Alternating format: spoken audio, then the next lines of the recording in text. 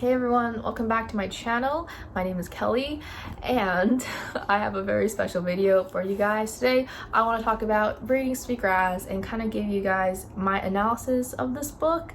I don't really think analysis is the right word. I kind of just want to share with you my favorite essays or my favorite parts of this book and my annotations, because this book did change my life. I know that sounds like super dramatic, but what I really mean by that is that the me before reading this is not the me who I am now. My worldviews or my perception of the world has changed from reading this book, and I think that qualifies as life-changing, right? But anyway, it's not really that dramatic. If you guys don't know, Braiding Sweetgrass is by this lovely woman called Robin Wall Kimmerer. She has a doctorate in botany. She is a super subject matter expert in plants from a very science perspective. She is also a professor at I think a few universities. She's super smart. And she's also a member of the Citizen Potawatomi Nation, so she also brings in her insights from a very traditional kind of background, and she integrates these two worldviews into this perfect book on what we can learn from plants and how we can learn from both of these communities to form and shape a better world. Wow, that was actually pretty good. I didn't expect I would say it that well, but that's what you can expect from this book, and I love it so much. I love the integration between literally anything. I feel like the whole world is very much connected, and I just really appreciate this so much. This intro is so long, but one thing I want to say before we really dive into this is that, number one, this might be spoilery. I was actually thinking about this, how can I spoil a nonfiction? Well, I'm gonna be going over some of these chapters, and I feel like it would be better if you received these learnings or you heard it directly from her words instead of my mouth, because I cannot do it justice. But if you guys are still curious what I have to say and you want to read the book to get a better feel, definitely stick around. I would appreciate that a lot, because I don't think anyone's gonna watch this. And the second thing I wanted to say, kind of as a build up to this, is that what I knew before reading this book about Indigenous communities or just Indigenous people in general is that I always knew land was a thing. I always knew that land is always available. There's no such thing as private property. I don't think I should reference Pocahontas, but I will in this case, because I think that's how at least that's how I think I got exposed to natives. I don't know if that's a good or bad thing, but there's a line in Color of the Wind, the song, the number that Pocahontas sings. How does it go? I remember I just sang this in my head. How did it go? Oh, you think you own whatever land you land on. The earth is just a dead thing you can claim. Hey, Kabibi. So, from that lyric alone, that says a lot about kind of what I knew before reading this book. And Braiding Sweetgrass kind of really, I now understand what that line actually means and why this idea of private property and owning land, I can understand that now. So anyway, this is a super long intro, and I don't think this video is gonna be more than 15 minutes, because I won't allow it to be. But if you guys want to read this book, I highly recommend. It's one of my favorite books. It's probably my favorite book of the year, I think, or the year's not ending yet, but probably top 3 for sure, and definitely one of my favorite reads of all time. So I don't know if I said this already, because I tried to film this a million times, but I'm not gonna go over all the tabs because that's gonna take 3 hours, but I will do the ones I like the most. And I also did not prep this video at all, so if you see me stuttering, that's why. We're gonna start with chapter 1, which is Skywoman Falling. Skywoman is, I don't know necessarily if it's just the Potawatomi members who think this, or I don't know how big this branches off, but this is their creation story. So in the Western world, we have Adam and Eve, but Skywoman is the story of this lady, this woman who fell from the sky and landed on a turtle, and that's how you get Turtle Island. So this lady falls onto this turtle's back, and she's greeted by all the members of Earth and these members of the wild. I don't want to say the wrong animals, otters and beavers and muskrats. So she's greeted by all these animals. It's just like a very welcoming thing, and she didn't come empty-handed. She also brought plants with her, and she planted these seeds into the ground, and it became earth, and it's all very lovely, all very wholesome. And she contrasted this with Adam and Eve, more specifically Eve, who took a bite of an apple, and this caused her to be exiled. So in this case, the world story inherently is on a different balance. So Skywoman and the way the Indigenous community views the creation of the world is a very harmonious thing. It's balanced. But in the Western world, Eve is like a bad person from taking a bite of the apple, and that separates a little bit of the land and us humans. I mentioned this in one of my reading vlogs, but I think I explained it better just now. But this, I feel like, says a lot about how we view our world, especially as young people. Like when we're born into the world, we hear a bunch of stories, and these stories subconsciously definitely do shape us. Land and people, we have a special relationship that we don't necessarily inspect or dive into, and I think a majority of that is because we weren't raised with this knowledge that we and the land, we benefit from each other, and we need each other to help strengthen each other and ourselves. Anyway, guys, am I crazy? Okay, well, let's just skip to why I'm wearing a strawberry cardigan. So chapter 3 is called The Gift of Strawberries. So did you guys know that strawberries are the leaders of berry? In Potawatomi, the strawberry is, I don't know how to pronounce it, so I'm gonna put it up here.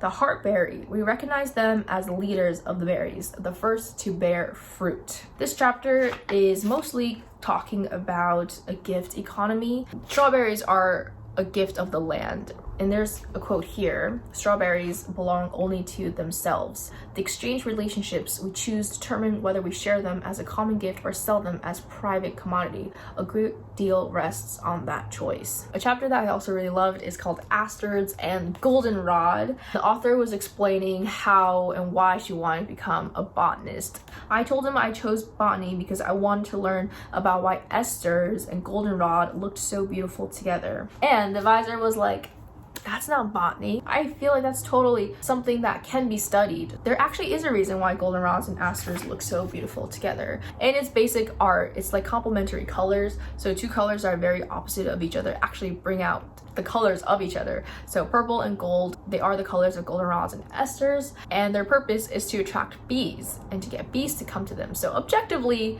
like, I feel like that is a perfectly good answer. And then she continues to say, why are they beautiful together?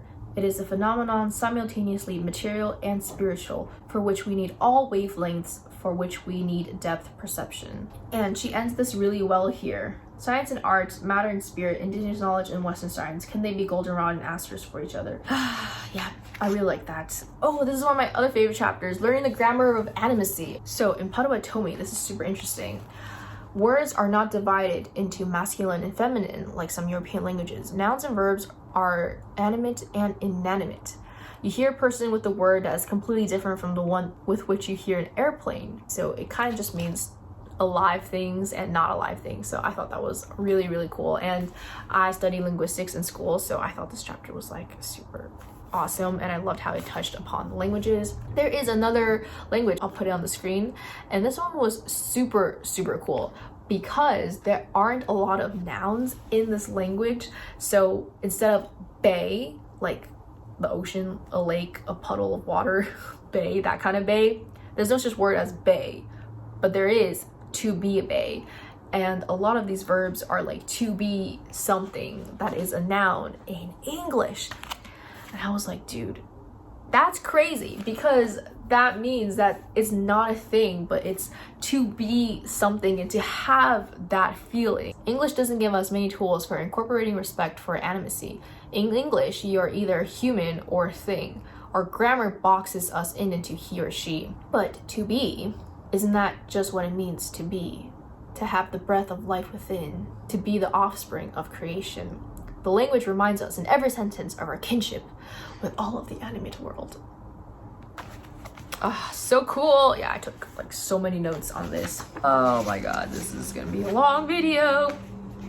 So I really like part 3. We have a chapter called The Three Sisters, and I really liked it. The Three Sisters talks about 3 different plants that grow together in a really perfect harmony. And this chapter also touches a little bit on what it's like for agriculture now when everything is like mono, what's it called when you always grow like the same plants, like every farm is like its own separate plant. And she was saying how, oh, like these plants must miss growing with these other plants, and I was like, dude, I want to grow these 3 plants myself, so you should read about that.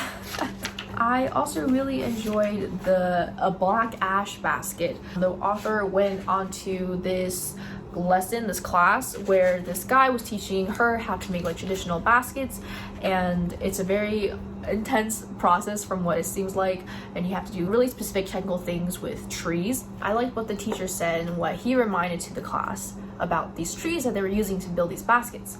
Slow down. It's 30 years of a tree's life you got in your hands. Don't you owe it a few minutes to think about what you'll do with it. There's also another quote that I really liked.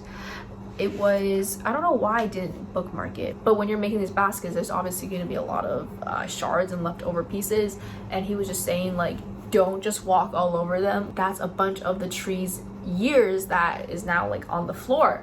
And I didn't even think about that either. Like when you're walking and you're just like haphazardly like stepping over branches and plants and flowers, like that took a lot of time, and like to disrespect it like that, I was like, I got you, I know what you need. And this chapter was also very interesting because these trees, I think they're black ashes actually, they're kind of going down, they're falling in growth, what's the word, they're endangered. And it turns out that the reason why these trees aren't growing as much anymore is because the people who are making these trees were actually helping them grow.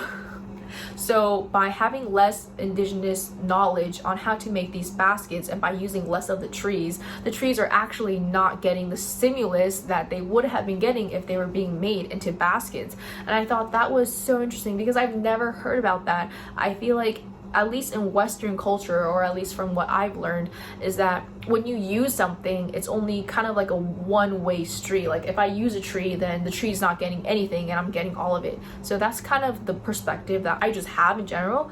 But now I'm like, yo, that's not true, because they actually looked at a map where indigenous communities were still practicing this like basket making, and compared to just communities or just in general of no one making these baskets. And you can tell from these maps that it's because we were using these trees, not we, but people were using these trees, and it helped each other. And I thought that was so cool because I've never heard of that before. I'm just gonna wrap this video up now. I'm gonna talk about my favorite chapter, and then we're gonna end it because you should really read this for yourself. Sitting in a Circle. This chapter is about the author teaching a class and bringing her students, I think it's like an overnight trip to be on the land and learn from the land. And they did so many cool things. They were just like using the land to do everything to sustain themselves. They were eating stuff and making stuff and gifting stuff. I can imagine like these super smart students like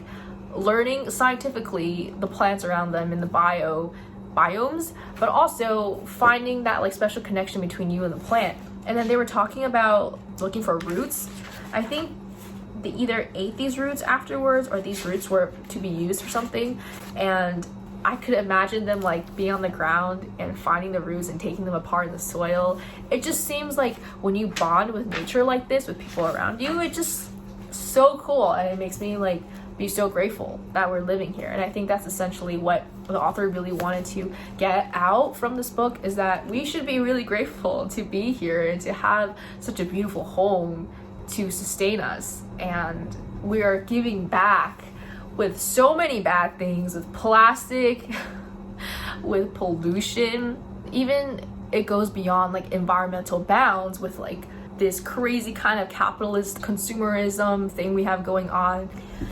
Anyway, yeah, so this book is just full of amazing goodness. It really integrates traditional teachings with science. Oh wait, there was something else I wanted to say. Can I say it? I want to say it. She talks about science and science worldview. Science is the process of revealing the world through a rational inquiry. The practice of doing real science brings the questioner into an unparalleled intimacy with nature, fraught with wonder and creativity, as we try to comprehend the mysteries of the more than human world.